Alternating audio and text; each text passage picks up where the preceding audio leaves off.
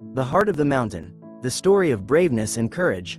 Once upon a time, in a village nestled at the base of a towering mountain, there lived a young girl named Elara. The villagers told stories about the mountain, how it was both beautiful and dangerous, a place where few dared to go. They spoke of fierce winds, sudden storms, and strange creatures that roamed the high cliffs.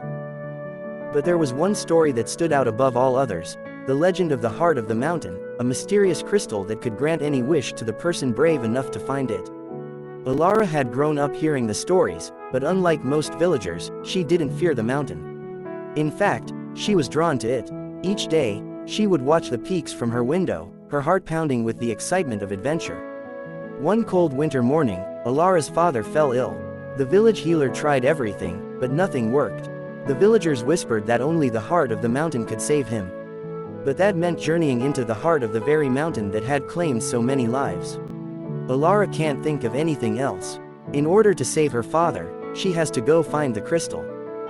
In contrast with her thoughts, the village only discouraged this idea as they deemed her as a weak child, unable to survive in the harsh environment of the mountain. She had thought about it too, but thinking of doing something then nothing had woken the courage in her heart. "Don't ever think of doing it, Elara," her mother warned her as they prepared to sleep. "It's too dangerous." But Elara, with fire in her eyes, made up her mind. She can't lose her father.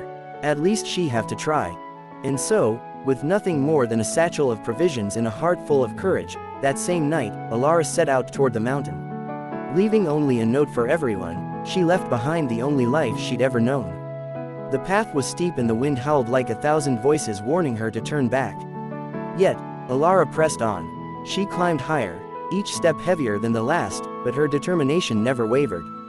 There were times when the clouds would roll in, blocking her path, and times when the cold threatened to freeze her to the bone. But still, she did not turn back. Meanwhile, down the mountain, the story about Elara leaving the village started to spread. But with all of the frightening stories heard about it, only 3 men volunteered to help find the child and enter the mountain. As Elara ventured deeper into the mountain, the terrain grew treacherous. The rocks underfoot were slippery with frost, and the air grew thin, making each breath a struggle. She stumbled, her hands and knees bruised, but when she looked up, the summit still loomed in the distance. With a deep breath, she gathered her strength and climbed on. On the second day of her journey, a storm began to brew. The sky darkened, and the wind began to howl with a fury unlike anything she had ever experienced. The wind whipped against her skin, threatening to push her off the narrow cliffs she traversed. She clung to the rocks, struggling to stay upright as the gusts became stronger. Elara could hear the storm's voice in the wind, an eerie whisper, like 1,000 spirits urging her to leave. "Turn back, child, or you will be lost." But Elara's heart was resolute. "I will not turn back," she shouted into the gale. "I will not give up."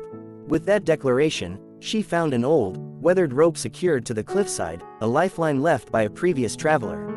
Slowly but steadily, she used the rope to anchor herself, moving inch by inch through the storm. Hours passed, but eventually, the storm began to subside. Her clothes were soaked, and her hands were raw from gripping the rope, but she had made it through. On the other hand, the 3 men also faced the storm. The howling wind became stronger and stronger, pushing them back, making it unable for them to travel farther in. With the harsh environment they are facing, they could only think of one thing, that the child cannot make it. But behind all of this doubt, they continued the search. And no one spoke of something discouraging along their way. Further up the mountain, Elara found a dark cave that seemed to stretch endlessly into the heart of the mountain. The entrance was jagged, the air thick with the scent of damp stone.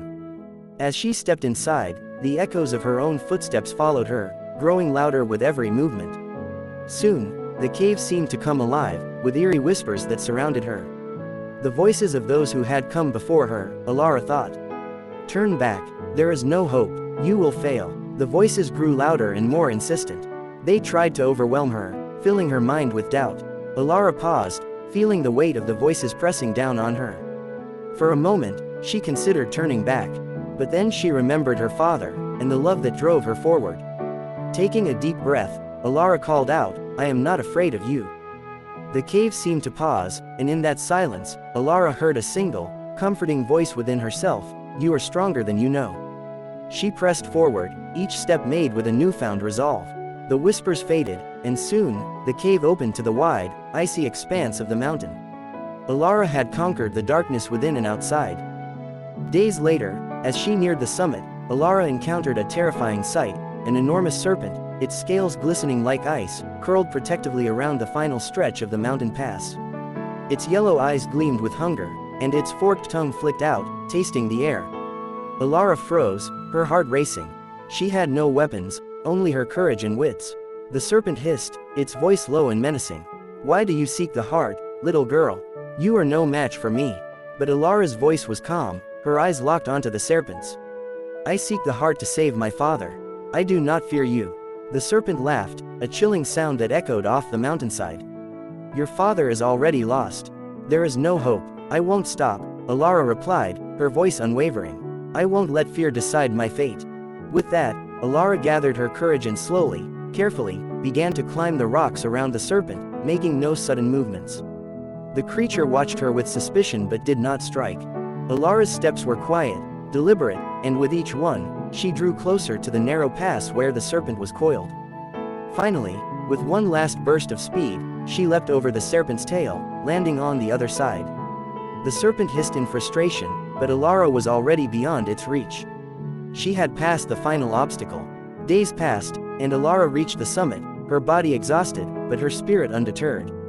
At the peak, she saw the heart of the mountain, a radiant crystal, glowing with a soft, pulsing light. It sat upon a pedestal of stone, just as the stories had described. As she approached, the ground shook beneath her feet, and the air seemed to hum with power. But as she reached out to touch the crystal, a booming voice echoed from the mountain itself. "Why do you seek me, child?" The voice asked. Elara, her hands trembling but her voice strong, replied, "My father is sick. He needs your help." The mountain was silent for a moment, then the voice spoke again, softer this time. "Many have come before you, seeking my power. But few have shown the true strength of heart." Elara knelt before the crystal, her heart racing but steady. "I don't need your power for myself. I only wish to save the one I love." The mountain rumbled, and the crystal pulsed brighter than ever. Slowly, the crystal rose from its pedestal and floated into Elara's hands. She could feel the warmth of it, a comforting heat that spread through her body, and a sense of peace washed over her. "Go home, brave one," the mountain whispered. "Your courage has shown me your heart. Your wish will be granted." Elara descended the mountain, feeling the weight of the world lift from her shoulders. On her way home, there she met the three men, kind and brave to look for her. All of the tiredness in their face had vanished as they saw the child climbing down the mountain. They are rather happy that everyone is safe and much more in their amusement when they found out that the child got the crystal. When she returned home, her father's fever broke, and he awoke, strong and healthy once more. The villagers marveled at her bravery, but Elara knew the true lesson of her journey. It wasn't about finding a magical crystal. It wasn't even about saving her father. It was about the courage to face the unknown, to step into the darkness with only the light of your heart to guide you. And from that day forward, Elara became known not just as the girl who saved her father, but as the one who taught the village what true courage really meant. Courage isn't just about physical strength, but also about perseverance, selflessness, and the strength to keep going when everything around you says to stop.